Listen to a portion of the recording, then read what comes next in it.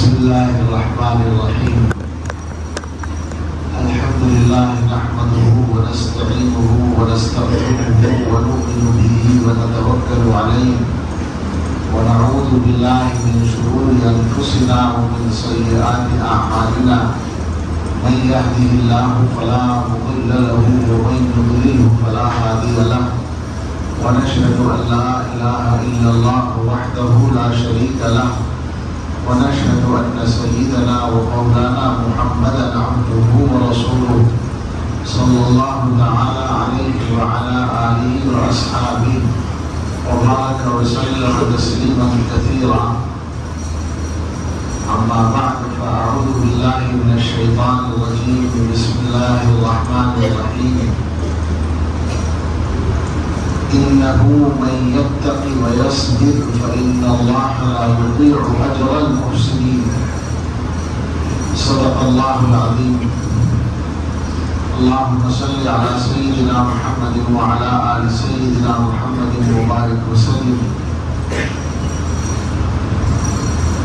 اس وقت فجر کی نماز کے بعد جو بیان ہوتا ہے وہ مختصر ہوتا ہے اور بیانوں کے مقابلے میں کوشش یہ کریں گے کہ 7 سے پہلے 6:45 اور 7 کے درمیان بات پوری ہو جائے اور کام مکمل ہو جائے. اس وقت عام طور پر میری عادت ہے کہ کچھ متفرق باتیں کرتا ہوں. ہو سکتا ہے اس وقت بھی ایسا ہو جائے، لیکن متفرق باتیں رات بھی بہت ہو گئی اور کچھ مفید بھی ہو گئی شاید. اس وقت ذہن میں ایک بات یہ بھی آئی جو عام طور پر مسلمان سوچتے رہتے ہیں کہ جو حالات چل رہے ہیں ان حالات میں ہم کیا کریں. یہ بہت سوال ہے چونکہ سب کے لیے عملی بات ہے. یہ حالات مشکل نظر آتے ہیں، روزگار کے بھی مسائل ہیں اور تحفظ کے بھی مسائل ہیں، جان و مال کی حفاظت کے، عزت و آبرو کی حفاظت کے. تو ہم نے یہ دیکھا ہے کہ اگر صحیح بات سامنے نہ ہو تو آدمی زیادہ پریشان ہوتا ہے. صحیح بات سامنے ہو تو پریشان تو اس وقت بھی اسے ہونا جیسا موقع ہو پڑتا ہی ہے، لیکن اس کو گھبراہٹ نہیں ہوتی. اس کے سامنے جو صورتحال ہے وہ سوچی سمجھی سی ہوتی ہے. تو مسلمانوں کو خاص طور سے قرآن و حدیث کو سامنے رکھ کر اپنے معاملات کے بارے میں سوچنا چاہیے، اور جب اس طرح سوچیں گے تو کوئی گھبراہٹ کی بات نہیں ہوگی، ڈرنے کی بات نہیں ہوگی. اس لیے کہ سب کچھ تو بیان کر دیا گیا ہے. بطور مثال یہ جو آیت پڑھی ہے یہ سورہ یوسف کی ہے. حضرت یوسف علیہ السلام کے واقعے کو عام طور پر جانتے ہیں لوگ. ان کے بھائیوں نے ان کو والد سے جدا کر دیا، کنویں میں ڈال دیا، پھر وہاں سے ان کو کچھ لوگوں نے نکالا اور غلام بنا کے بیچ دیا. پھر مصر کے بادشاہ نے خرید لیا، حاکم نے، اور اس کے گھر میں پالا. اور اس کے بعد جب وہ بڑے ہو گئے تو اسی گھر کی مالکہ نے ان سے برائی کا ارادہ کیا. انہوں نے اللہ کی توفیق سے اپنے آپ کو بچایا تو عزت اپنی بچانے کے لیے ان کو جیل میں ڈال دیا گیا. ایک لمبے عرصے تک وہ جیل میں رہے. پھر اللہ کے حکم سے ویسے حالات بنے کہ ان کو نکالا گیا اور پھر مصر کی حکومت ان کے حوالے ہو گئی. پھر ان کے بھائی بھی واپس آئے، ملے، معافی مانگی. یہ سارا قصہ ہے. میں نے ایسے ہی بیان کر دیا جیسے کسی نے کہا تھا کہ قصہ یوسف بیان کرو تو انہوں نے کہا کہ پدرے بور پسرے داشت گم شد بازیاب. ایک باپ تھا، اس کا ایک بیٹا تھا، وہ گم ہو گیا پھر مل گیا. یہ سارا قصہ ہے. اور قرآن کریم نے اس واقعے کو بیان کرتے ہوئے ایک لفظ تو یہ استعمال کیا کہ یہ شاندار بیان ہے، احسن القصص، اور دوسری بات یہ کہ آدھے پارے سے زیادہ میں بیان کیا ہے اس واقعے کو۔ لیکن آپ سے یہ کہنا ہے کہ آپ اس واقعے پر غور کر لیں، کیا حضرت یوسف علیہ السلام سے زیادہ مشکل حالات ہمارے سامنے ہیں؟ ذاتی طور پر جو ان کو حالات پیش آئے، ایک 9 سال کا بچہ، غالباً 9 سال کی عمر ہے اس وقت، یا جتنی بھی ہے مگر وہ نابالغ تھے، اس بچے کو کنویں میں ڈال دیا بھائیوں نے، تو بظاہر تو زندگی موت کا ہی مسئلہ پیدا ہو گیا، اور پھر اللہ نے حفاظت کی۔ تو جن لوگوں نے نکالا انہوں نے یہ نہیں کیا کہ وہ اس بچے کو پوچھو کہ کہاں کا رہنے والا ہے، کہاں سے آیا ہے، اس کے ماں باپ تک پہنچاؤ۔ انہیں تو بڑھیا لڑکا مل گیا جس کو بیچ کر اچھی قیمت مل سکتی تھی، چنانچہ انہوں نے بیچ دیا، جیسے بیچتے تھے عام طور سے، الگ سے کوئی قیمت نہیں، بس بیچ دیا ایسے ہی۔ جس نے خریدا اس نے بھی یہ نہیں سوچا کہ یہ بچہ اپنے ماں باپ تک پہنچایا جائے، جگہ ہی بدل گئی، علاقہ ہی بدل گیا، اور ابھی بھی وہ علاقہ الگ ہے، ملک ہی الگ ہے، وہاں پہنچ گئے، اور پھر اس کے بعد وہ حالات پیش آئے۔ تو یہ سارے معاملات پیش آنے کے بعد وہ جو اختتامیہ ہے اس واقعے کا، جہاں جا کر یہ گویا اپنے عروج پر پہنچا ہے، اللہ تعالیٰ کے بیان کا اگر صرف ترجمہ کر دیا جائے تو مزہ آ جائے، لیکن اس کا وقت نہیں ہے۔ آخر میں یہ ہے کہ جب بھائیوں سے ملاقات ہوئی اور بھائیوں نے پہچان لیا اور انہوں نے پوچھا کہ انت یوسف اینک لانت یوسف، کیا آپ ہی یوسف ہیں؟ تو انہوں نے فرمایا کہ ہاں میں یوسف ہوں، اور یہ پہلی بار جو روکا تھا یہ میرا سگا بھائی ہے۔ آگے جو الفاظ ہیں وہ سارے واقعے کا خلاصہ ہے اور مسلمانوں کے لیے رہنمائی ہے۔ حضرت یوسف علیہ السلام کے واقعے پر علماء بہت لمبی گفتگو کرتے ہیں، کرنی چاہیے، ہمارے حضرت نے بھی بہت تفصیل سے گفتگو کی ہے اور وہ کتاب کی شکل میں چھپ گئی ہے۔ میں تو مختصر وقت میں اشارہ کر رہا ہوں۔ الفاظ ہیں حضرت یوسف علیہ السلام کے، قد من اللہ علینا۔ آپ ذرا پھر غور کر لیں دوبارہ، کیسے کیسے حالات سے گزر کے آئے ہیں، اور جن بھائیوں نے ان حالات میں مبتلا کیا تھا ان بھائیوں کو پہچان رہے ہیں، سامنا ہو رہا ہے، اور وہ پوچھ رہے ہیں کہ کیا تم ہی یوسف ہو؟ تو اس وقت میں بظاہر عام مزاج کے اعتبار سے تو یہ ہونا چاہیے تھا کہ مشکلات کا ذکر کرتے کہ ہاں بھائی میں یوسف ہوں، بڑے حالات سے گزر کے یہاں تک پہنچا ہوں، اور تم نے تو مجھے مارنے میں کوئی کسر نہیں چھوڑی تھی۔ یہ سب کچھ نہیں، بلکہ اللہ کے احسان کا ذکر کیا، قد من اللہ علینا، ہم پہ اللہ نے احسان کیا، میں یوسف ہوں، یہ میرا بھائی ہے، اور ہم پہ اللہ نے احسان کر دیا، قد من اللہ علینا۔ اور اس کے بعد پیغمبر ہے تو دوسروں کے لیے اللہ کی طرف سے رہنمائی پیش کرنی ہے۔ فرمایا کہ انہ من یتقی ویصبر فإن اللہ لا یضیع اجر المحسنین، جو تقوی اختیار کرتا ہے اور صبر کرتا ہے تو اللہ تعالیٰ اچھا کام کرنے والوں کے اجر کو ضائع نہیں کرتے۔ سبق بتا دیا کہ حالات جیسے بھی ہوں، دو کام ہیں ہمارے کرنے کے، ایک یہ کہ ہم تقوی کی زندگی گزارتے رہے، ہر حال میں گزارتے رہے۔ الحمدللہ ہمارے پر کوئی حالات نہیں ہیں ایسے کہ ہم تقوی پر نہ چل سکے، مشکلات ہوں، ایسے حالات نہیں ہے، اللہ محفوظ رکھے۔ ہم تو ڈرتے ہوئے یہ بات کہتے ہیں کہ ہمیں مشکل حالات میں اپنے صحیح چلنے کا اعتماد و بھروسہ نہیں ہے، اللہ سے پناہ مانگتے ہیں آزمائش سے، اور عافیت طلب کرتے ہیں اللہ تعالیٰ سے کہ اللہ تعالیٰ آسانی کے معاملات ہی دے۔ میں جو آیت پڑھ رہا تھا، ربنا ولا تحمل علینا اصرا کما حملتہ علی الذین من قبلنا، جیسے پہلے لوگوں پر آپ نے بوجھ ڈالا ہم پہ نہ ڈالنا.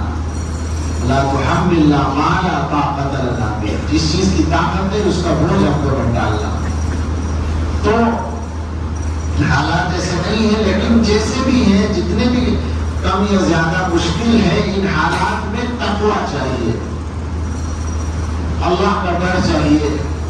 اللہ کے ڈر کے ساتھ زندگی گزارنے کی ضرورت ہے. اور دوسرا کام صبر چاہیے. صبر کا مطلب سمجھ لیں اچھی طرح سے، صبر کا مطلب یہ نہیں ہوتا کہ کوئی ظلم کرے تو اس پر بالکل خاموش رہا جائے. نہیں، صبر کا مطلب ہے اپنی جگہ جمنا، اپنے عقیدے اور عمل پر قائم رہنا اور ظلم کرنے سے بچنا. خدا نہ خواستہ اگر کوئی آپ کو تکلیف پہنچائے، آپ کی جان کو، آپ کے مال کو، آپ کی عزت کو نقصان پہنچانا چاہے، تو شریعت بھی اور دنیا کا ہر قانون بھی، ہمارے ملک کا قانون بھی اس کی اجازت دیتا ہے کہ آپ اپنا دفاع کریں، آپ اپنی عزت بچانے کے لیے کوشش کریں، جان بچانے کے لیے کوشش کریں اور مال بچانے کے لیے کوشش کریں، گھر والوں کی حفاظت کے لیے کوشش کریں. اور اس کوشش میں اگر جان چلی جائے تو شہید ہو جائے گا، پکی بات ہے. حدیث میں صاف ہے، من قتل دون ماله فهو شہید، من قتل دون عرضه فهو شہید. تو یہ کوئی مسئلہ نہیں ہے کہ بھائی اگر کوئی کچھ کرے تو ہم کیا کریں. یہ تو بتانے کی بات ہی نہیں ہے. یہ تو چھوٹے سے چھوٹا بچہ جانتا ہے، یہ تو جانور جانتا ہے. ہم کیوں نہیں جانتے یہ بات؟ یہ بھی بتانے کی ضرورت ہے. بس بھائی اگر بچے کے آپ تماچا مارنا چاہیں تو وہ بچنے کی کوشش کرتا ہے یا نہیں؟ اپنا سر ہٹاتا ہے اگر اس کے سر پہ لگنے والا ہے. جانور کو آپ ڈھیلا مارتے ہیں تو وہاں سے بھاگتا ہے یا نہیں؟ وہ اس چوٹ سے بچنے کی کوشش کرتا ہے نا وہ. تو جو حق جانور کو حاصل ہے، جو عقل اور سمجھ بچے کو حاصل ہے، ہمیں کیوں نہیں ہوگی؟ ہمیں وہ حق کیوں نہیں ہوگا؟ ہمیں جو شریعت نے بتایا اور ہمیں جو قانون کہتا ہے وہ یہ ہے کہ ہم اپنی طرف سے کوئی زیادتی نہ کریں، کسی پر ظلم نہ کریں. ہماری شریعت کا یہ واضح حکم ہے. اگر لڑائی بھی ہو رہی ہے تو جس سے لڑائی ہو رہی ہے اس سے ہو رہی ہے، مگر اس کے گھر والوں کو کچھ نہیں کہنا، بے قصور بچوں کو کچھ نہیں کہنا، عورتوں کو کچھ نہیں. جنگ میں اسلام کا حکم ہے، عورتوں کو کچھ نہیں کہنا، بچوں کو کچھ نہیں کہنا، عبادت گزاروں کو، مذہبی لوگ جو اپنے عبادت خانوں میں بیٹھے ہیں ان کو کچھ نہیں کہنا. یہ شریعت کا حکم ہے اور مسلمانوں نے اس پہ ہمیشہ عمل بھی کیا ہے. ہمارے ملک میں بھی یہ بات ہے، ہمارا یہاں رہ کر بھی یہ معاملہ ہے کہ ہم اپنی طرف سے کوئی زیادتی نہیں کریں گے. اگر کوئی مسلمان اپنی طرف سے زیادتی کرتا ہے کسی پر بھی تو وہ ظالم ہے، اس کے ساتھ نہیں ہے، بالکل ساتھ نہیں ہے. لیکن اگر کسی پر کوئی دوسرا آدمی ظلم کرتا ہے تو ہم بھی اس کے ساتھ ہیں، قانون بھی اس کے ساتھ ہے، شریعت بھی اس کے ساتھ. اسے اپنی پوزیشن کو سمجھنا چاہیے. تو صبر کا یہ مطلب نہیں ہوتا کہ اگر کوئی ایک تماچا مار رہا ہے تو دوسرا گال میں پیش کر دو، ڈر بھی مار دو. یہ نہیں ہے صبر. صبر کا مطلب ہے کہ آپ اصول پر قائم رہیں، اپنی طرف سے زیادتی نہ کریں. آپ پر زیادتی ہو رہی ہے تو اس زیادتی سے بچنے کے لیے جو کر سکتے ہیں وہ کریں. ہمارے قانون کے مطابق ہے یہ بات. یہ بھی میں کہہ دوں کہ الحمدللہ ہمارے بڑوں نے جو ہمیں سکھایا ہے، علماء دیوبند کا جو اہتمام ہے، اور علماء اسلام کا یہ علماء دیوبند ہی نہیں، ہمارے ملک میں رہنے والے کسی بھی مذہبی طبقے کے رہنما جو ہیں وہ صحیح بات ہی بتاتے ہیں، صحیح رہنمائی کرتے ہیں، کوئی فساد پیدا کرنے کی کوشش نہیں کرتے. میں صفائی سے یہ بات کہہ رہا ہوں کہ صرف علماء دیوبند ہی کی بات نہیں ہے بلکہ علماء اسلام کی بات ہے. تو یہ تو کوئی بات ہی نہیں ہے کہ ان حالات میں ہم کیا کریں. اس کے بعد یہ بات ہے کہ کیسے بھی حالات ہوں اللہ سے ڈرنا ہے، اور صبر کا مطلب جمے رہنا ہے. اپنے دین پر، اپنے ایمان پر، اپنے عقیدے پر۔ اس زمانے میں جو سب سے بڑی مشکل ہمیں نظر آ رہی ہے وہ یہ نہیں ہے کہ ہمارے جو بھائی ہیں جو حقیقت میں دشمنی کا کام کر رہے ہیں وہ ہمیں ہمارے دین و ایمان سے ہٹانا چاہتے ہیں۔ یہ کام تو وہ پہلے سے کرتے آئے ہیں، یہ کوئی نیا مسئلہ نہیں ہے۔ تو ہر دن تھا، حضور صلی اللہ علیہ وسلم جب سے دنیا میں تشریف لائے اس وقت سے آج تک یہ مسئلہ تو ہے۔ کون سا دن ہے جب یہ مسئلہ نہیں تھا؟ اصل مشکل یہ ہے کہ ہم نے کچھ لوگوں کے اندر کمزوری آ گئی ہے۔ اب یہ واقعات ہو رہے ہیں، میں کسی مبالغہ آمیز تعداد کی بات نہیں کروں گا، اور صحیح بات یہ ہے کہ میرے پاس کوئی صحیح اس کا ڈیٹا بھی نہیں ہے تو میں تعداد نہیں بولوں گا، لیکن یہ واقعات تو ہو رہے ہیں کہ ہمارے نوجوان لڑکے یا لڑکیاں شادی کے لیے ایمان سے محروم ہو رہے ہیں۔ یہ واقعات بھی ہو رہے ہیں کہ سیاسی فائدے کے لیے ہمارے بہت سے بھائی شرکیہ کام کر رہے ہیں، سیاسی پارٹیوں کو راضی کرنے کے لیے، اہل اقتدار کو راضی کرنے کے لیے ایمان کے خلاف کام کر رہے ہیں۔ ایمان کے سلسلے میں جتنا مسلمان کو حساس ہونا چاہیے مسلمان اتنے حساس نہیں نظر آ رہے ہیں۔ یہ اصل مسئلہ ہے، پریشانی کی جو بات ہے وہ یہ ہے، تشویش کی بات یہ ہے، یہاں ہے وہ صبر کا معاملہ کہ مخالف حالات ہیں، اگر یعنی آپ کو ایمان کے سلسلے میں دشواری پیش آ رہی ہے۔ کیا دشواری پیش آ رہی ہے؟ مثلا آپ کو اسکولوں میں شرک پڑھانے کی کوشش ہو رہی ہے آپ کے بچوں کو، یا آپ کو عبادتوں سے روکا جا رہا ہے۔ یہ تو اتنا مشکل نہیں، آپ کو شرکیہ چیز کہنے پر، شرکیہ بات کہنے پر مجبور کیا جا رہا ہے۔ وہاں صبر آئے گا کہ آپ کو اپنے ایمان پر مضبوطی کے ساتھ قائم رہنا ہے، کوئی شرکیہ کام نہیں کرنا، کوئی شرکیہ نعرہ نہیں لگانا، کوئی شرکیہ تعلیم اپنے بچوں کو نہیں دینی۔ وہاں جو آپ اپنی جگہ پر جمیں گے، یہ صبر ہے جس کا حکم دیا جا رہا ہے۔ اور جب یہ صبر ہوگا تو اللہ کی مدد آئے گی۔ فإن اللہ لا يضيع أجر المحسنين۔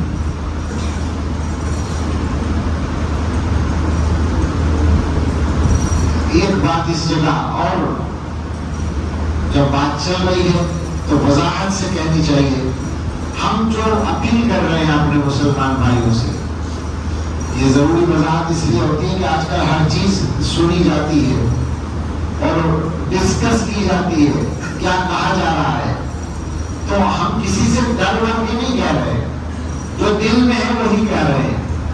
تو ہم یہ کہنا چاہتے ہیں حکومت سے اور برسر اقتدار طبقے سے اور برادران وطن سے کہ ہمیں مسلمان ہی رہنے دو،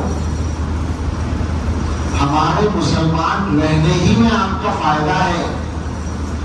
جو مسلمان آپ کے دباؤ میں یا آپ کی کسی چیز کے لالچ میں اپنے ایمان سے ہٹنے کو تیار ہو جائے تو اس سے چوکس رہیے، وہ آپ کے کسی کام نہیں آئے گا۔ کیا خیال ہے؟ جو اپنے مذہب کا نہیں ہوگا وہ آپ کا وفادار بھی نہیں ہوگا۔ آپ کے لیے وہی مسلمان اچھے ثابت ہوں گے جو مذہب اسلام پر مضبوطی کے ساتھ قائم ہوں گے۔ ہم یہ بات علل اعلان کہتے ہیں اور چیلنج کے طور پر کہتے ہیں کہ جو جتنا اچھا مسلمان ہوتا ہے وہ اتنا اچھا شہری ہوتا ہے اپنے ملک کا۔ تو آپ کیوں اس چکر میں پڑے ہیں کہ مسلمانوں کو آپ اپنے رنگ میں رنگ لیں؟ اور یہ بات بھی جان لیں اچھی طرح سے کہ سب کو نہیں بگاڑ سکتے آپ، اس سے بے فکر رہیں۔ کچھ شکار آپ کو مل جائیں گے، زیادہ نہیں ملیں گے انشاءاللہ۔ کچھ کمزور لوگ آپ کے ہاتھ میں آ سکتے ہیں، زیادہ نہیں آئیں گے اپنا ایمان چھوڑ کر۔ اور ہم جو بات کر رہے ہیں ایمان کی، ہم آپ کو یقین دلا سکتے ہیں اور ہمارا کردار اور ہماری تاریخ یقین دلانے کے لیے کافی ہے کہ ہم سے اچھا ہندوستان کا، ہم سے زیادہ وفادار کوئی ہوتا نہیں ہے۔ یہ پکی بات ہے۔ آپ کو یہی تو ڈر لگتا ہے نا کہ یہ پکے مسلمان ہوں گے تو پتہ نہیں پکے ہندوستانی ہوں گے یا نہیں ہوں گے. تو آپ تاریخ اٹھا کر دیکھ لیں، جو زیادہ پکے ہندوستانی ہیں وہ زیادہ پکے مسلمان ملیں گے آپ کو. میں ویسے ہی بول رہا ہوں، یہ معلومات ہے، تاریخ ہے، پکی بات ہے. تو خواہ پریشان ہے. آپ کو پریشان ہونا چاہیے دھوکہ دینے والوں سے، اور وہ دھوکہ دینے والے ہمارے بھائی اور ہمارے مذہب میں بھی ہیں اور آپ کے مذہب میں بھی ہے. اور چونکہ آبادی آپ کی زیادہ ہے تو آپ کی بھی زیادہ ہے. وہ چاپ ہے، نقصان وہی کر رہے ہیں زیادہ. ان کو پکڑیے. ہم ملک سے غداری کرنے والے کسی بھی آدمی کے ساتھ نہیں ہیں، چاہے اس کا نام مسلمان ہو یا کچھ اور ہو. لیکن آپ سے بھی یہ مطالبہ کرتے ہیں کہ آپ بھی اس معاملے میں نام دیکھ کے فرق نہ کیا کریں. جو بھی آپ کو نظر آئے کہ یہ ملک سے وفاداری نہیں کر رہا ہے، وہ چاہے ہمارے نام کا ہو یا آپ کے نام کا ہو، اس کو پکڑیے. ہم آپ کے ساتھ ہیں، ہمیں کوئی تکلف نہیں ہے کہنے میں. لیکن ہم اپنے ایمان کے مسئلے میں آپ کے تابع نہیں ہوں گے. ہم یہاں رہیں گے انشاءاللہ، پورے مسلمان بن کے رہیں گے انشاءاللہ. کوئی ہمیں ایمان سے نہیں ہٹا پائے گا. اور اس کے بعد 1000 مرتبہ کرتے ہوئے اللہ سے کہتے ہیں کہ خدا نہ خواستہ، اللہ نہ کرے، اللہ سے آزمائش نہیں مانگتے، عافیت ہی عافیت مانگتے ہیں. لیکن اگر خدا نہ خواستہ ایمان پر جانے میں کوئی مشکل آئے گی تو زیادہ سے زیادہ یہی تو ہوگا کہ جان چلی جائے گی، تو اس میں ہمیں کوئی ڈر نہیں لگتا، اس میں ہمیں کوئی تکلف بھی نہیں ہے. اس لیے تو پورا یقین ہے کہ ایک ہی بار جائے گی، 2 بار نہیں جائے گی. اگر ایمان بچانے کے لیے جان دینی پڑے تو کوئی ایسا کاٹے کا سودا نہیں ہے، کوئی مسئلہ نہیں ہے. کیا ہے وہ شعر؟ ایک تو وہ ہے جان دی ہوئی اسی کی تھی، حق تو یہ ہے کہ ہمیں ادا نہ ہوا. اور ایک اور ہے جس کا مضمون یہی ہے جو میں بول رہا ہوں. ایمان ہماری سب سے قیمتی متاع ہے. تو سیدھی بات ہے بالکل، ہم اسے بچانے کے لیے سب کچھ کریں گے. آخری درجے میں ہم جان دے سکتے ہیں، آپ کو تسلی ہو جائے کہ ہماری جان لے کر تو ہم دے دیں گے، ٹھیک ہے. اس لیے وہ جان آپ نہیں لے رہے، وہ جان تو ہمارا خدا، ہمارا مالک لے رہا ہے.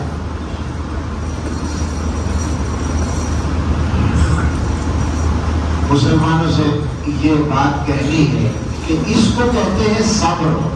اپنے عقیدے اور ایمان پر جمے رہنا، ہر حال میں مشکلات کا مقابلہ کرنا، اللہ سے مانگنا، قانون پر چلنا، شریعت کے مطابق زندگی گزارنا، پڑوسیوں کا خیال رکھنا، سب کے ساتھ انصاف کرنا.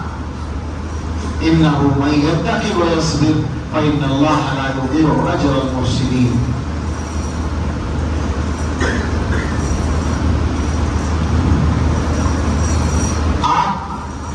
حضرات انبیاء علیہ السلام کے حالات کو پڑھ لیں.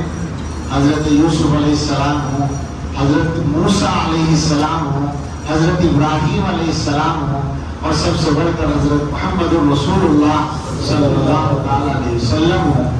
سب کے حالات کو پڑھیں تو آپ کو اندازہ ہو جائے گا کہ کس طرح سے مشکلات کا سامنا کیا جاتا ہے اور کس طرح سے صحیح بات پر قائم رہا جاتا ہے اور کیسے حالات سے نکلا جاتا ہے. تو ایک بات پھر اسی مضمون سے متعلق یہ کہ گھبرانے کی کیا بات ہے. میں بار بار یہ بات کہا کرتا ہوں، گھبرائے وہ جو غلط کام کرے، ڈرے وہ جو قانون کے خلاف کام کرے. ڈرنا اس کو چاہیے، لیکن اگر ہم صحیح کام کر رہے ہیں تو ہمیں ڈرنے کی ضرورت نہیں ہے، گھبرانے کی ضرورت نہیں ہے. اور اگر آپ تقوی اور صبر کو پکڑے ہوئے ہیں تو اللہ کی مدد تو آپ کے ساتھ ہے، یہ تو بات پکی ہے. اور جس کے ساتھ اللہ کی مدد ہو اس کا مال کوئی بہتر نہیں کر سکتا. اور اسی کے ساتھ یہ بات بھی ذہن میں رکھیں کہ جو کمیاں ہیں اپنی ان کو دور کریں. آپس کے معاملات میں، مالی معاملات میں، رشتہ داروں اور پڑوسیوں کے ساتھ کے معاملات میں جو چیزیں ہیں ان کو دور کرنے کی کوشش کریں.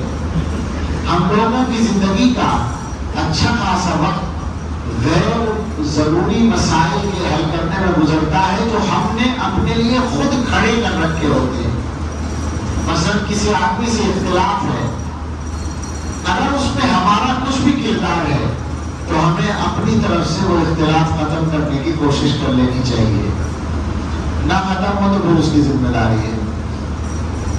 ہماری طرف سے جو ممکن ہے وہ ہمیں کر لینا چاہیے تو ہمیں سکون ہو جائے گا. رشتہ داروں کے ساتھ خاص طور سے جھگڑے ختم کرنے چاہیے، اس لیے کہ رشتہ جوڑنا یہ اللہ کے یہاں بہت بڑا فرض ہے مسلمان کا، اور رشتہ توڑنا یہ اللہ کے یہاں بہت بڑے گناہوں میں سے ہے. قرآن کریم میں بار بار اس کا حکم دیا گیا کہ رشتے کو جوڑو. لیکن ہم لوگ آج کل رشتہ نہیں جوڑتے، مفاد جوڑتے ہیں.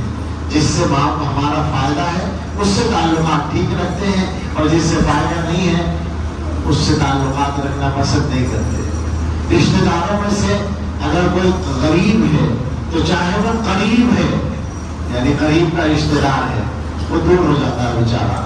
اور اگر کوئی مالدار ہے تو وہ بھوپی ذات بھائی کا چچیرا بھائی، اس بھوپی ذات بھائی کے چچیری بہن کا کی سسرال کا رشتہ دار ہے، اس طرح سے کر کے ہم اس سے اپنا رشتہ بنا لیں گے، الٹا سیدھا نکالیں گے. یعنی رشتہ داروں کے رشتہ داروں کا رشتہ دار ہے تو بھی ہم بتائیں گے کہ وہ رشتہ دار ہے. اور جو ڈائریکٹ ہمارا رشتہ دار ہے اور وہ کمزور ہے، اس بیچارے کا کوئی نام نہیں، اس سے ملنے کا کوئی ذکر نہیں. یہ غلط ہے مسلمانوں کا طریقہ. اپنے معاشرے کو ٹھیک کریں. اپنے معاشرے سے ہم اللہ کی جتنی نافرمانیوں کو نکال دیں گے، اللہ کی مدد اتنی زیادہ ہمارے ساتھ آ جائے گی. اور میں ایک بات اور کہتا ہوں، ابھی بھی اللہ کی مدد کچھ کم ہے کیا ہمارے ساتھ؟ جیسے جیسے ہمارے کرتوت ہیں اس کے اعتبار سے تو ہمیں سب کو پٹ جانا چاہیے تھا. گناہ ہمارے کرتوت سے مراد یہ نہیں ہے کہ ہم ملک کے لیے کچھ غلط کام کر رہے ہیں. ہمارا اپنے اللہ کے ساتھ جو معاملہ خراب ہوا پڑا ہے اس کے تقاضے میں تو ہماری پکڑ ہو جانی چاہیے تھی. لیکن اللہ تعالیٰ کی رحمت بہت وسیع ہے. وَلَوْ يُؤَاخِذُ اللَّهُ النَّاسَ بِمَا كَسَبُوا مَا تَرَكَ عَلَى ظَهْرِهَا مِن دَابَّةٍ. اگر اللہ تعالیٰ اعمال پر پکڑ کرتے تو زمین پہ کوئی چلنے والا نہ رہتا. لیکن وہ اللہ کی ایک حکمت ہے، اللہ کا ایک نظام ہے، اس کو آگے بڑھا رکھا ہے. اور مزید اللہ کی ایک رحمت کا معاملہ یہ ہے کہ سبقت رحمتی غضبی. علماء نے لکھا ہے کہ جتنے قانون ہیں وہ قرآن میں ہیں یا کسی بھی دین و شریعت میں نازل ہوئے ہیں، وہ لوح محفوظ کے اندر ہیں. جو محکم قانون ہیں وہ تو سب قرآن میں موجود ہیں اور وہ سب لوح محفوظ میں ہیں. اور لوح محفوظ عرش سے نیچے ہے. قانون کیا ہے؟ یہ کرو گے تو یہ ہوگا، یہ کرو گے تو یہ ہوگا، یہ کرو گے تو یہ ہوگا. لیکن ایک قانون جو ان سب سے الگ ہے، سبقت رحمتی غضبی، میری رحمت میرے غضب سے آگے ہے، یہ عرش کے اوپر لکھ رکھا ہے. اس کا مطلب یہ ہے کہ یہ سب سے آگے ہے اللہ تعالیٰ کی طرف سے. یہ معاملہ ہمارے ساتھ ہے الحمدللہ. ہم تو اب بھی یہ دیکھتے ہیں کہ مشکل حالات بنتے ہیں اور دنیا کی تدبیریں کرنے والے تدبیریں کرتے ہیں. اچانک کچھ ایسا معاملہ ہوتا ہے کہ وَمَكَرُوا وَمَكَرَ اللَّهُ وَاللَّهُ خَيْرُ الْمَاكِرِينَ کا منظر سامنے آ جاتا ہے. یہ مسلمان جیسے کیسے بھی ہیں ان کے لیے اللہ کی کچھ نہ کچھ مدد آ جاتی ہے. تھوڑا بہت مسئلہ تو حل ہو ہی جاتا ہے. اب ظاہر ہے اس لائق تو نہیں ہے کہ فرشتے اتر آئے مدد کے لیے، مگر یہ کہ جو کچھ بھی ہو رہا ہے وہ کچھ کم نہیں ہوتا ہے. اللہ تعالیٰ کی مدد آپ کے ساتھ ہوتی ہے تو گھبرانے کی بات نہیں ہے. اور تقدیر پر، اللہ کے فیصلوں پر، اللہ کی طاقت پر ایمان تازہ رکھنے کی ضرورت ہے. وہ جو حضرت عبداللہ بن عباس رضی اللہ عنہما کو حضور نے فرمایا تھا، اسی پر میں بات ختم کروں گا. فرمایا تھا کہ وَعْلَمْ أَنَّ الْأُمَّةَ لَوِ اجْتَمَعَتْ عَلَىٰ أَن يَنفَعُوكَ بِشَيْءٍ لم ينفعوك الا بشيء قد كتبه الله لك. یقین کرو سارے لوگ اکٹھے ہو کر تمہیں کوئی فائدہ پہنچانا چاہے تو وہی فائدہ پہنچا سکیں گے جو اللہ نے تمہارے لیے لکھا ہے، اس کے علاوہ نہیں. وَلَوِ اجْتَمَعُوا عَلَىٰ أَن يَضُرُّوكَ بِشَيْءٍ لَمْ يَضُرُّوكَ إِلَّا بِشَيْءٍ قَدْ كَتَبَهُ اللَّهُ عَلَيْكَ. اور اگر سارے لوگ اکٹھے ہو کر تمہیں نقصان پہنچانا چاہیں تو صرف وہی نقصان پہنچا پائیں گے جو اللہ کی طرف سے لکھا ہوا ہے، اس کے علاوہ کوئی نقصان نہیں پہنچا سکتا. تو یہ بھی ایک چیز ہے جس کو یاد رکھنے کی ضرورت ہے. تدبیر بھی کرنی ہے، اسباب بھی اختیار کرنے ہیں، لیکن اللہ کی قدرت پر اور اللہ کی تقدیر پر مضبوط ایمان بھی رکھنا ہے. بیان سے پہلے جو نماز کے بعد ذہن میں تھا وہ یہ تھا کہ میں عرض کروں اپنے احباب سے کہ اللہ کے شکر کا مزاج بنائیں. لیکن یہ آیت یاد آ گئی تو اس مضمون کو بیان کرنا ذہن میں آ گیا اور یہ بات ہو گئی، لہذا وہ بات بھی آخر میں چلتے چلتے کہتے کہ آپ اور ہم کسی بھی حال میں ہوں. اس آیت سے بھی اس کا تعلق ہے قد من اللہ علینا. ہم اور آپ کسی بھی حال میں ہوں، ہم اور آپ تو بہت اچھے حال میں ہیں، لیکن کوئی آدمی کسی بھی حال میں ہو، ہر حال میں اللہ کا شکر اس پر لازم آتا ہے. تو مزاج شکر کا بنائیے، مزاج شکایتوں کا مت بنائیے، اور مزاج امید کا بنائیے، مایوسیوں کا مت بنائیے. یہ مت سمجھیے کہ ہمارا تو ہر کام بگڑ رہا ہے، ہر کام غلط ہو رہا ہے. آپ یہ دیکھیے کہ آپ کے کام بگڑنے کے باوجود کام تو چل رہا ہے، اور کام بگڑ کیوں رہا ہے؟ وہ آپ کی غلطی سے بگڑ رہا ہے. اس پر غور کیجیے کہاں غلطی ہو رہی ہے. شکر کی عادت ڈالیے. حضرت یوسف علیہ السلام نے اس وقت میں جو پہلا جملہ بولا ہے میں یوسف ہوں، یہ میرا بھائی ہے، قد من اللہ علینا، اللہ نے ہم پہ احسان کر دیا. شکر ہی تو ادا کیا اور کیا کیا؟ اتنی لمبی آزمائشوں کو بالکل لپیٹ کے رکھ دیا. کوئی ذکر نہیں کیا، کوئی ذکر ہی نہیں کیا. ذکر کیا تو اللہ کے احسان کا کیا. تو اگر آپ اس ملک میں رہیں، میں یہ لوگ بول رہا ہوں کہ شکر کے ملک میں رہا کریں، شکایتوں کے ملک میں نہ رہا کریں، زندگی آسان ہو جائے گی. اور ایک بات اور ہے، شکر کی وجہ سے نعمتیں زیادہ ملتی ہیں. یہ پکی بات ہے، قرآن کی بات ہے. لیکن شکر کو شکر کریں گے تو نعمتیں بڑھتی ہیں. اللہ تعالیٰ سے زیادہ لینے کا راستہ ہی یہ ہے کہ شکر ادا کریں. ہم تو سچی باتیں بتا سکتے ہیں آپ سے یہ بات کہ ہم تو تھوڑا بہت جیسا کیسا ٹوٹا پھوٹا توفیق جیسی بھی ہوتی ہے ڈرتے ہیں کہتے ہوئے، اور بلکہ ہوتا بھی نہیں شکر ادا. تو پھر حدیث کی دعا کا سہارا لیتے ہیں، اللہ مدد کر دو شکر کرنے میں، اللہم اعنی علی ذکرک و شکرک و حسن عبادتک. یہ کرنا ہے، اس کے علاوہ راستہ کیا ہے ہمارے پاس؟ ہمارا فائدہ ہے اس میں. بس یہ دو تین باتیں اس وقت اللہ نے ذہن میں ڈالی جو میں نے کہہ دی. سمجھیں اور ان کو سمجھائیں اور اپنی زندگیوں میں عمل اتارنے کی کوشش کریں. اللہ رب العزت ہمیں سب کو صحیح سمجھ اور حالات کی صحیح فہم اور ان کا ادراک، اور پھر ان میں جو اپنا صحیح کردار ہے اس کو ادا کرنے کی توفیق عطا فرمائے. اللہ ہمارے اس جمع ہونے کو خوب قبول فرمائے، اور ہمارے جن احباب نے یہ ہمیں جمع کرنے کے لیے محنت کی.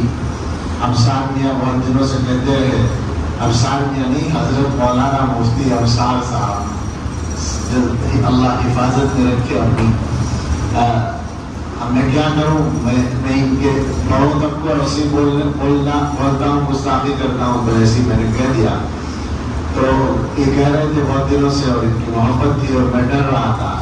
سچی بات یہ ہے کہ مجلس کے لیے تقاضے ہوتے رہتے ہیں، ہر مہینے اگلے مہینے 2 مہینے کے تقاضے سامنے رہتے ہیں، اور میں یہ سوچتا ہوں کہ کسی اللہ کی طرف سے میں تو ڈرتا ہوں کہ کہیں میری پکڑ نہ ہو، میرے غلاموں کی نفرت دوسروں تک نہ پہنچے. پھر سمجھ میں آتا ہے کہ اتنے سارے اچھے لوگ جمع ہوں گے اچھی نیت کے ساتھ، تو ان کا اچھا اثر مجھ تک پہنچ جائے گا. اسی نیت سے میں طے کر لیتا ہوں اور حاضر ہو جاتا ہوں. یہاں محلے بھی آنا ہوا تھا. اس محلے کے جو احباب ہیں ہمارے، وہ سارے، چاہے وہ مسجد کے ذمہ دار ہوں یا محلے کے ذمہ دار ہوں یہ تبلیغی جماعت سے تعلق رکھنے والے احباب ہوں، اس کے ذمہ دار اور کارکن ہوں، سبھی نے اس میں ہم حصہ لیا ہے اور ہمیں گویا لا کے یہاں بٹھایا ہے، اپنا کردار ادا کیا ہے اور محبت کے ساتھ کیا ہے۔ سچی بات یہی ہے کہ اب تقسیم کرنے کا وقت نہیں ہے کہ یہ تبلیغی جماعت کے ہیں اور یہ مدرسے والے ہیں اور یہ خانقاہ والے ہیں اور یہ جمعیت والے ہیں۔ اپنے اپنے کام سب کرتے رہیں اور ایک دوسرے کے کام میں مدد کرتے رہیں، اس کا وقت ہے، اس کے علاوہ چارہ نہیں ہے۔ اگر ہم اس رویے کو غلط رویے پر جائیں گے، تقسیم ہو کر رہیں گے، تو اللہ کی مدد ہمارے ساتھ نہیں ہوگی۔ یہ اللہ کی مدد کو لانے کا بھی راستہ ہے کہ ہم آپس میں ایک دوسرے کے ساتھ تعاون کرتے رہیں، اچھے کاموں میں تعاون۔ قرآن نے یہی کہا، تعاونوا علی البر والتقوی ولا تعاونوا علی الاثم والعدوان۔ نیکی اور تقوی میں ایک دوسرے کی مدد کرو، گناہ اور زیادتی میں مدد نہ کرو۔ تو جب لڑائی ہو تو اپنے ساتھی کی مدد لڑنے میں نہ کرو، لڑائی سے روکنے میں کرو۔ وہ جو حدیث میں آیا، انصر اخاک ظالما او مظلوما، اپنے بھائی کی مدد کرو چاہے ظالم ہو یا مظلوم ہو۔ صحابہ نے پوچھا مظلوم کی مدد کرنا تو سمجھ میں آتا ہے، ظالم کی مدد کیسے کریں؟ آپ نے فرمایا اسے ظلم سے روکو، یہی مدد ہے اس کی۔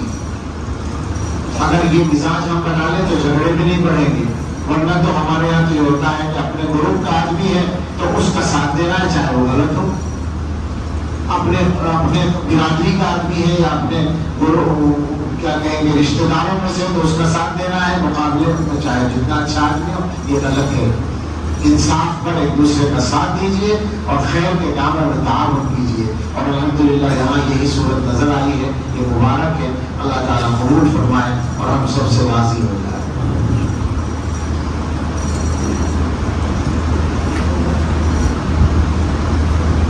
ہاں، یہ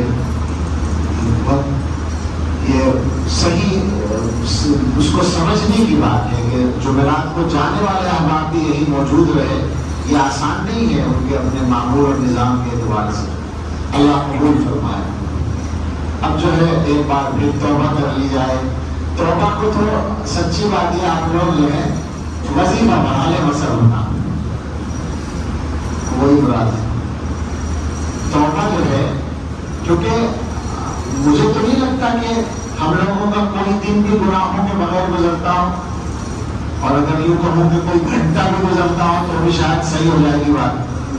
اچھا، جب گناہ اتنے ہوتے ہیں تو پھر توبہ بھی تو ہونی چاہیے۔ بھائی کپڑے گندے ہوتے ہیں تو دھونے بھی پڑتے ہیں نا، ایسا تو نہیں ہے کہ گندے کرتے رہو اور کبھی نہ دھو۔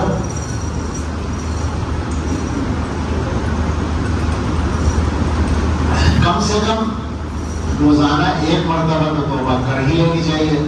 ہمیں 2-3 بار موقع مل گیا، بہت اچھا ہے۔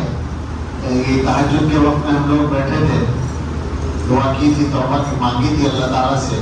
اس وقت میں تو اللہ تعالیٰ سے جو مانگو وہ مل جاتا ہے، ہمیشہ ملتا ہے، اس وقت زیادہ جلدی ملتا ہے۔ تو ہم تو اس وقت توبہ مانگ رہے تھے اور ہمیں یقین ہے کہ مل گئی انشاءاللہ۔ اب پھر ایک بار توبہ کے کلمات پڑھ لیں سب لوگ توبہ کی نیت سے۔ اور کچھ احباب وہ ہیں جن کا بیعت ہونے کا ارادہ ہے، مجھے معلوم بھی ہے کچھ لوگ متعین طور پر، وہ سب جو بھی ہے معلوم ہو یا نہ ہو وہ نیت کر لیں، بیعت کی نیت کر کے میرے ساتھ میں یہ کلمات پڑھ لیں، اور دعا کے بعد بس چلتے چلتے ہی بتاتے چلے جائیں کہ بیعت کی نیت کی ہے اور ملاقات ہو جائے انشاءاللہ۔ اس وقت جو ہے ایک بات یہ بھی ہے کہ دعا کے بعد اب 2-4 رکعت جیسی توفیق ہو پڑھی جائیں گی۔ یہ جو 2-4 رکعت ہیں، 2-4 اس لیے کہہ رہا ہوں کہ 2 سے بھی کام چل سکتا ہے، 4 پڑھ لیں تو اور اچھا ہے۔ اللہ تعالیٰ سارے دن کے کاموں کی ذمہ داری لے لیتے ہیں، کتنی آسانی ہے ہمارے لیے۔ یہ رکعت پڑھ کے کام شروع کر دو، دن شروع کر دو اپنا، اللہ تعالیٰ سارے کاموں کو بنائیں گے۔ ہم نے حضرت مولانا مرحوم الرحمان صاحب رحمۃ اللہ علیہ کو دیکھا، وہ ہمیشہ پابندی کے ساتھ 4 رکعت پڑھ کر ہی دفتر میں آتے، ہمیشہ، اور ہمیں یقین ہے کہ اللہ نے ان کے کام بہت بڑھائے۔ تو اس کے بعد ناشتہ ناشتہ ہوگا، یہی ہوگا اوپر، اس کے اوپر ناشتہ ہوگا تو ناشتے سے فارغ ہو جائیں، اور اس کے بعد باہر کے جو حضرات ہیں وہ اپنے سفر کی ترتیب بنا لیں، اور 9 بجے پھر خواتین کے لیے بیان ہوگا۔ 9 بجے جب خواتین کا بیان ہو تو اس میں 2 باتیں یاد رکھیں۔ ایک تو کوشش کریں کہ زیادہ سے زیادہ خواتین آئیں، عورتیں، جوان لڑکیاں، شادی شدہ اور غیر شادی شدہ جو بھی ہوں ان کو بھیجنے کی کوشش کریں پردے کے اہتمام کے ساتھ، لیکن یہ بھی کوشش کریں کہ عورتوں کے ساتھ بچے نہ آئیں، اس لیے کہ بیچاری وہ تھوڑی دیر کے لیے دین کی بات سننے آئی ہے، اس میں بھی اسے بچے کی بات سننی ہے، تو پھر کیا فائدہ ہوگا اس کو؟ اتنی دیر کے لیے آپ سنبھال لیں بچوں کو، شوہروں کو اتنا تعاون تو کرنا چاہیے نا عورتوں کا۔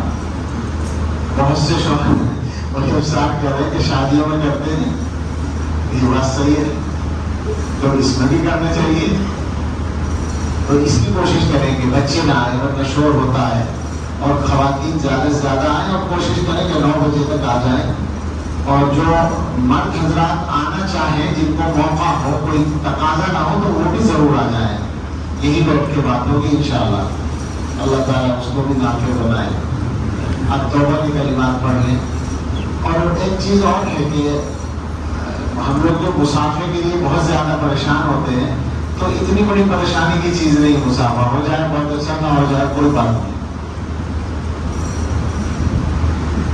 مسافر جو ہے اس کو وہی رکھیے جہاں تک اس کی حیثیت ہے۔ اصل تو یہ ہے کہ ایک آدمی سے آپ کی ملاقات ہوئی، آپ نے سلام کیا، اس کی تکمیل مسافر سے ہوتی ہے، بس اصل یہی ہے۔ رخصت ہوتی ہے چلیے مسافہ ہو جائے، ایک چیز ہے وہ بھی مشروع ہے، لیکن اتنی بڑی چیز نہیں ہے مسافہ جس کے لیے خود پریشان ہو یا دوسرے کو پریشان کرے۔ امام حرم نے بتایا تھا، اب تو کیا نام ہے ان کا، وہ جو مشہور والے سدیس، جب وہ آئے تھے ہمارے یہاں تو انہوں نے یہ سنایا تھا کہ بالکل شروع میں جوانی میں امام بننے کے بعد ان کا سفر ہوا تھا ہندوستان کا، حیدرآباد کا۔ پروگرام سے فارغ ہو کے ہوٹل میں پہنچے، گاڑی سے اترتے ہوئے لفٹ تک جانا تھا، تو اترتے ہوئے منتظمین بھیڑ میں ادھر ادھر ہو گئے، قابو نہیں رکھ سکے اور بھیڑ نے گھیر لیا، اور میں کسی طرح ان سے بچ کے نکلتا رہا، اور لفٹ تک پہنچتے پہنچتے ان لوگوں نے میری عبا چھین کے پھاڑ کے تقسیم کر لی، جو وہ پہنتے ہیں نا اوپر سے عبا، وہ چھین لی، اتار لی، اور وہ پھاڑ کے آپس میں تقسیم کر لی۔ تو اب بتائیے کہ اس کا کیا جواز ہے؟ یعنی اس کو آپ محبت کہہ دیں یہ تو ہم مان لیں گے، لیکن شریعت تو نہیں کہہ سکتے۔ دوسرے وہ تو قیمتی ہوتی ہے اچھی خاصی، اور وہ لوگ تو بڑی قیمتی پہنتے ہیں، دوسرے کا سامان، دوسرے کا کپڑا آپ نے باقاعدہ چھین لیا، کیسے جائز ہوگا؟ برکت کیسے ملے گی آپ کو؟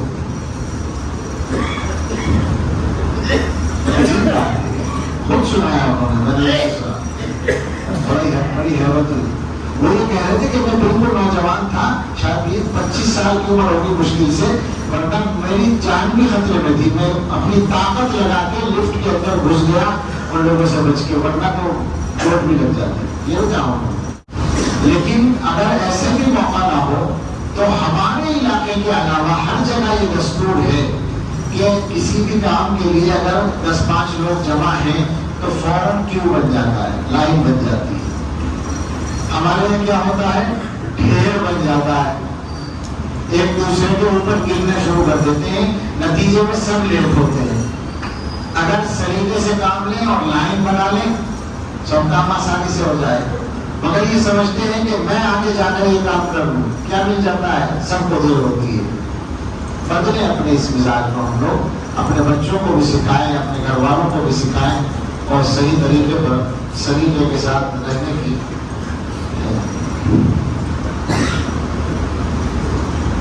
عادت ڈالیں۔ شادیوں کو مت یاد دلاؤ، شادیوں کا موضوع تو میرا بہت تکلیف کا موضوع ہے۔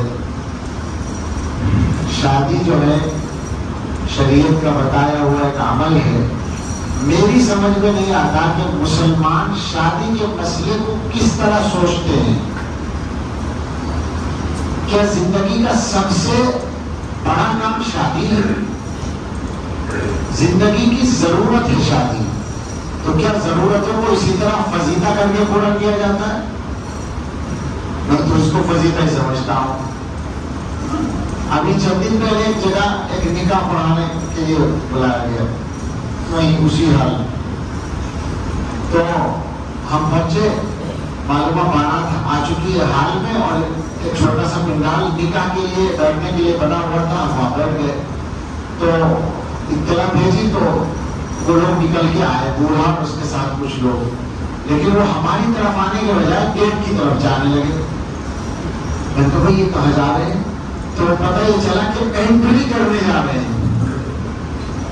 یعنی حالانکہ اندر پہلے سے موجود ہیں، لیکن اب انٹری کی شوٹنگ ہوگی. باہر جا کے واپس آئیں گے کچھ خاص طریقے سے کچھ کرتے ہوئے.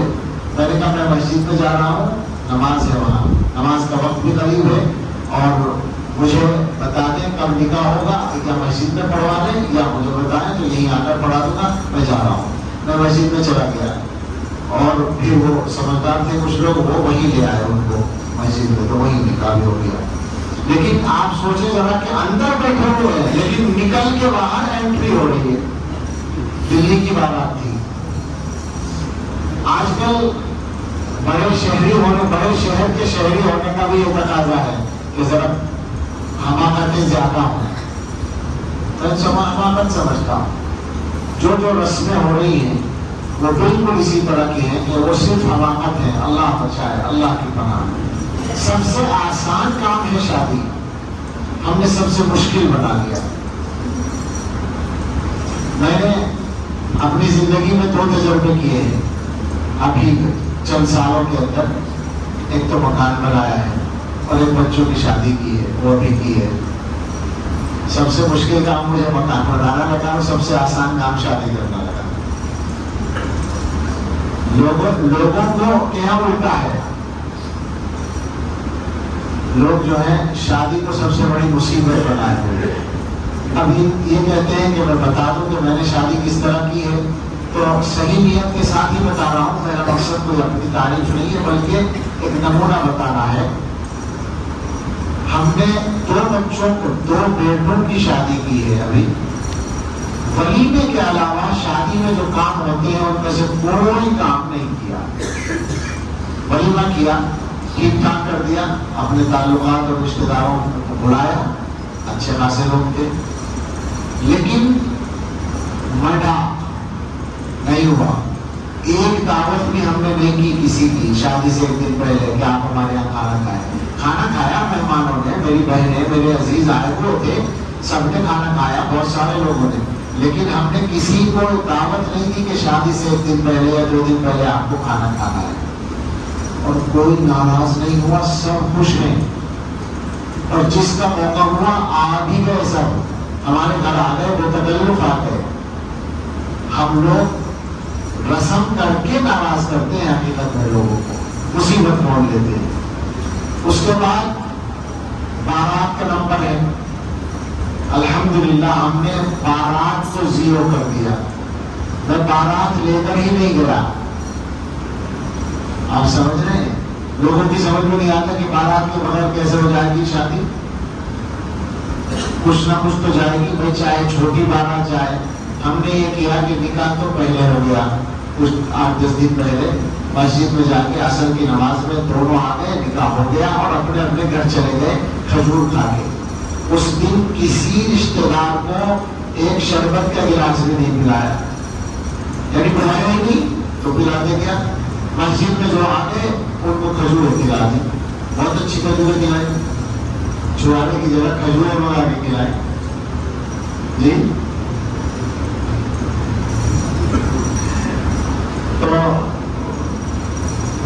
یہ بھی پہنچ گئے تھے اس میں، یہ کہہ رہے ہیں اس وقت ختم ہو گئی تھی وہ پہنچے تھے. اب ظاہر مسجد رشید تھی وہ، تو وہاں تو ختم ہوتی. 1,500 کھجور تھی تعداد میں. خیر نکاح تو اس طرح ہو گیا. جب رخصتی کا دن تھا تو ایک بچی تو بھائی کی تھی، میرے بڑے بھائی ہیں، ان کے ہاں میرے بچے کی شادی بھی نہ ہوتی تو بھی میں میزبان ہی تھا ان کے گھر میں، تو میں ان کے یہاں کھانا کھانے گیا، اور میرا وہ بچہ جس کی شادی ان کے یہاں ہو رہی تھی وہ سادہ کپڑوں میں کھانا کھانے گیا اپنے باپ کے بڑے بھائی کے یہاں، جیسے سب گھر والے گئے، بارات نہیں گئی، کھانا کھا کے گھر آ گئے۔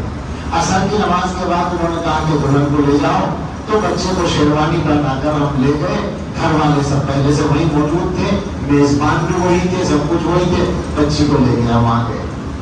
دوسرے بچے کی جو شادی تھی وہ ہمارے خاندان سے الگ تھی، ان کے یہاں شام کا پروگرام تھا کھانے کا، ہم ان کے حال میں نہیں گئے،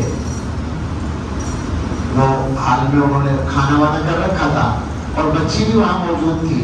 ہم نے ان سے کہہ دیا تھا کہ ہم بچی کو رخصت کریں گے گھر سے، آپ حال سے گھر لے جائیں، وہاں سے ہم لے کے آئیں گے۔ اگر ہم حال میں لے کے جاتے دولہا کو تو بارات بن جاتی۔ ان کے کہنے کی وجہ سے میں اکیلا چلا گیا کھانا کھانے کے لیے، دولہا کو لے کر نہیں گیا۔ اس حال میں نے جا کے کھانا کھا لیا تاکہ ان کو کی دل شکنی بھی نہ ہو، کوئی رشتہ ہو گیا ہے تو شریک ہے، کھانا میں نے کھا لیا، دولہا کا بیٹا ہے، وہ حال میں نہیں گیا۔ جب وہاں سے فارغ ہو کے وہ گھر چلے گئے تو میں بچے کو شیروانی پہنا کے ان کے گھر لے گیا اور دلہن کو لے کے آ گیا۔ اب اس کے بعد نمبر آتا ہے چوتھی کا، جی پہلے دن لڑکی والے لے کے جاتے ہیں، ایک لمبا کام ہوتا ہے، وہ ولیمے میں سب شریک تھے اور لے جا بھی سکتے تھے، لیکن ہم نے کہا کہ ہم شام کو بھیج دیں گے۔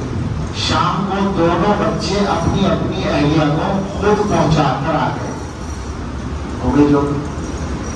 اگلے دن میری اہلیہ اپنے بچوں کو اور بیٹی وغیرہ کو لے کے بطور اعزاز کے لے گئی دو ایک لوگوں کو بغیر کھانے کے پروگرام کے۔ میں نے پہلے کہہ دیا کہ کھانا وہاں نہیں کھانا ہے، صرف چائے پی جا سکتی ہے، وہاں جا کر دونوں دلہنوں کو لے کر آ گئی۔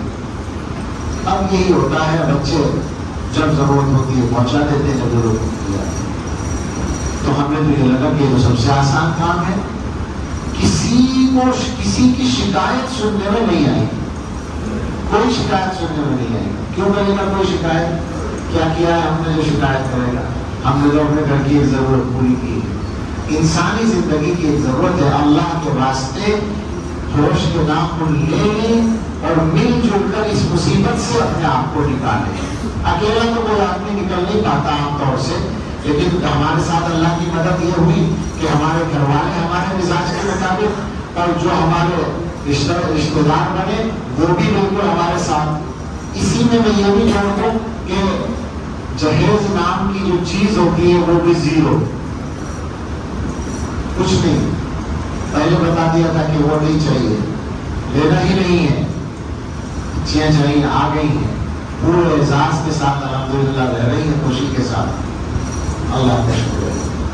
میں کر رہا تھا اپنی بات کہتے ہوئے، اچھا نہیں لگتا اپنے نام سے کہنا، لیکن یہ چونکہ ایک عبرت کا موضوع ہے اس لیے میں نے سنا دیا کہ آپ ایسا کر سکتے ہیں، بس شرط یہ ہے کہ وہ جو گھر کی عورتیں ہیں ان کو آپ سمجھانے میں کامیاب ہو جائیں۔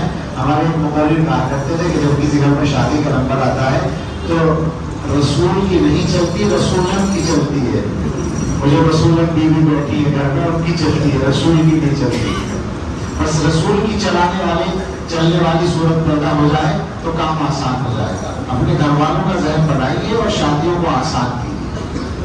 اب توبہ کے کلمات پڑھ لیں، پھر دعا کر لیں، اور بیت کی نیت کرنے والے بیت کی نیت کر لیں۔ بسم اللہ الرحمن الرحیم، لا الہ الا اللہ محمد رسول اللہ، آمنت باللہ وملائکتہ وکتبہ ورسلہ والیوم الآخر والقدر خیرہ وشرہ من اللہ تعالی والبعث بعد الموت، آمنت باللہ کما ہوا بأسمائہ وصفاتہ وقبلت جمیع احکامہ، اقرار باللسان وتصدیق بالقلب، اشہد ان لا الہ إلا الله وأشهد أن محمدا عبده ورسوله أستغفر الله ربي من كل ذنب وأتوب إليه. جنہوں نے قید کی نیت کی ہے وہ چند معمولات شروع کرتے ہیں آج ہی سے. 3 چیزیں تو پڑھنے کی ہے. استغفار، استغفر اللہ ربی من کل ذنب واتوب الیہ، 100 مرتبہ صبح شام پڑھ لیا کریں، ایک تسبیح. درود شریف، کوئی سا بھی درود شریف جو آسان لگے پڑھ لیا کریں صبح شام 100 مرتبہ. زیادہ پڑھ لیں تو اور اچھا. قرآن شریف کی تلاوت روزانہ تھوڑی دیر ضرور کر لیا کریں. یہ 3 چیزیں پڑھنے کی ہیں، استغفار، درود شریف، قرآن شریف. 2 کام اور ہیں. ایک یہ کہ ہر وقت اللہ تعالیٰ کو یاد رکھنے کی عادت ڈالیں. خیال میں لاتے رہیں کہ اللہ مجھے دیکھ رہا ہے، میں جہاں کہیں بھی ہوں، میں جو کچھ بھی کر رہا ہوں اللہ دیکھ رہا ہے. چھوڑ دیں، ضرورت نہیں. میں جو کچھ بھی کر رہا ہوں اللہ دیکھ رہا ہے. اس کی عادت ڈالیں، یعنی ہر وقت اللہ کا دھیان رکھنے کی عادت. اس میں کچھ پڑھنا نہیں ہے، کام چھوڑ کر بیٹھنا نہیں ہے، اپنے سب کام کرتے رہیں، ذہن میں اللہ کا خیال رہے. ایک کام دیر سے کرنے کا ہے، اس کو مراقبہ کہتے ہیں. باوضو قبلہ رخ بیٹھ جائیں، آنکھ بند کر کے دل کی طرف دھیان کر کے، اور یہ سوچیں کہ اللہ کی رحمت میرے دل میں آ رہی ہے، میرا دل صاف ہو رہا ہے، میرے دل سے گناہوں کی سیاہی دور ہو رہی ہے، اور میرا دل کہہ رہا ہے اللہ اللہ اللہ اللہ اللہ اللہ. دل کہہ رہا ہے، ہم سن رہے ہیں. مطلب یہ ہے کہ بولنا نہیں ہے، پڑھنا نہیں ہے، زبان سے نہیں پڑھنا ہے، خاموش بیٹھنا ہے، سوچنا ہے کہ دل اللہ اللہ کہہ رہا ہے. یہ مراقبہ جو ہے روزانہ ضرور کریں. ایک ٹائم کر لیں، پابندی سے زیادہ موقع ملے تو زیادہ کریں. 15 منٹ، 20 منٹ، آدھا گھنٹہ، 1 گھنٹہ، جیسی ہمت ہو شروع کر دیں. اور اگر زیادہ نہیں بیٹھ سکتے تو ہر نماز کے ساتھ 10-5 منٹ کر لیا کریں، تو تھوڑا تھوڑا ہو کے زیادہ ہو جائے گا انشاءاللہ. اور جب یہ کریں گے تو زندگی میں ایک تبدیلی آئے گی، سکون آئے گا، گناہوں سے بچنے کی طاقت آئے گی، اچھے اعمال کرنے کی ہمت آئے گی. اور سکون تو پہلے دن سے آئے گا، ذہنی الجھنیں دور ہو جائے گی. اصل میں سکون اللہ کی یاد میں ہوتا ہے. اللہ تعالیٰ ساری کائنات کے مالک ہے. اللہ سے جتنا جو آدمی جڑ جاتا ہے اتنا ہی زیادہ اس کی زندگی آسان ہو جاتی ہے. اللہ ہم سب کو اپنے اچھے بندوں میں شامل فرمائے اور ہمارے اس جمع ہونے کو نافع بنائے، مقبول بنائے.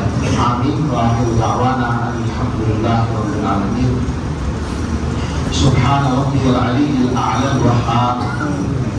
اللهم صل على سيدنا محمد وآله وأصحابه وأزواجه وذرياته كما تحب وترضى عدد ما تحب وترضى. ربنا آتنا في الدنيا حسنة وفي الآخرة حسنة وقنا عذاب النار. ربنا لا تزغ قلوبنا بعد إذ هديتنا وهب لنا من لدنك رحمة إنك أنت الوهاب. ربنا هب لنا من أزواجنا وذرياتنا قرة أعين واجعلنا للمتقين إماما. اللهم إنك عفو تحب العفو فاعف عنا. اللهم أعنا على ذكرك وشكرك وحسن عبادتك. اللهم أعنا على ديننا بالدنيا وعلى آخرتنا بالتقوى. اللهم يسر لنا أمورنا مع الراحة لقلوبنا وأبداننا والسلامة والعافية في ديننا ودنيانا. اللهم الطف بنا في تيسير كل عسير، وإن تيسير كل عسير عليك يسير. نسألك اليسر والمعافاة في الدنيا والآخرة. اللهم لا سهل إلا ما جعلته سهلا، وأنت تجعل الحزن سهلا إذا شئت. أنت أهل التقوى وأهل المغفرة. اللهم إنا نسألك العافية في الدنيا والآخرة. اللهم إنا نسألك العفو والعافية في ديننا ودنيانا وأهلنا وأموالنا. اللهم استر عوراتنا وآمن روعاتنا.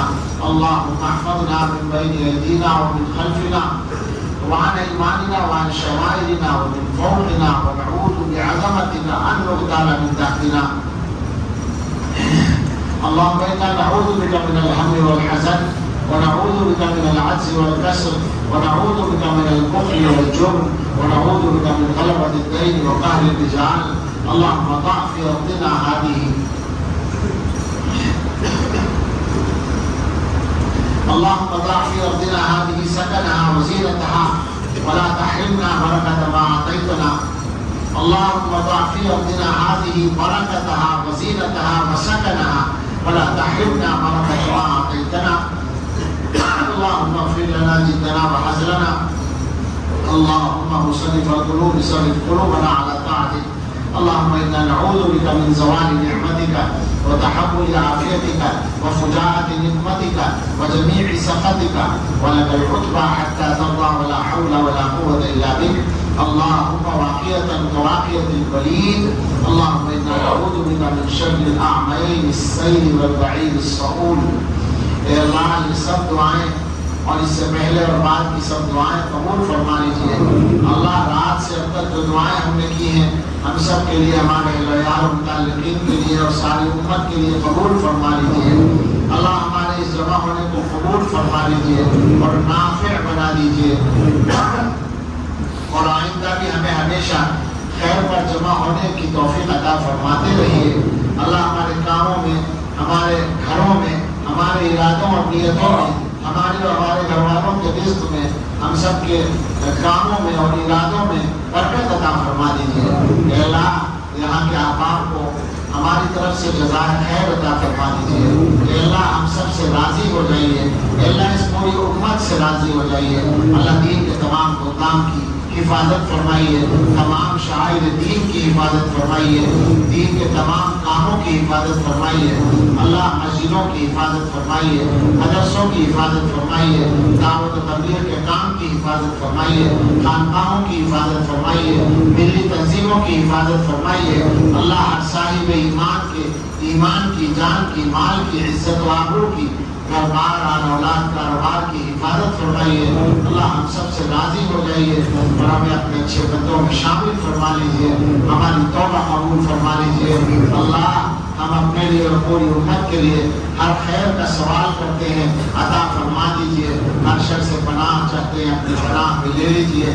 یا ارحم الراحمین، یا ارحم الراحمین، یا ارحم الراحمین، یا حی یا قیوم برحمتک نستغیث اصلح لنا شأننا كله ولا تكلنا إلى أنفسنا طرفة عين. اللهم إنا نسألك من فجاءة الخير ونعوذ بك من فجاءة الشر. ربنا تقبل منا إنك أنت السميع العليم وتب علينا إنك أنت التواب الرحيم. وصلى الله على سيدنا محمد وآله وأصحابه أجمعين برحمتك يا أرحم الراحمين.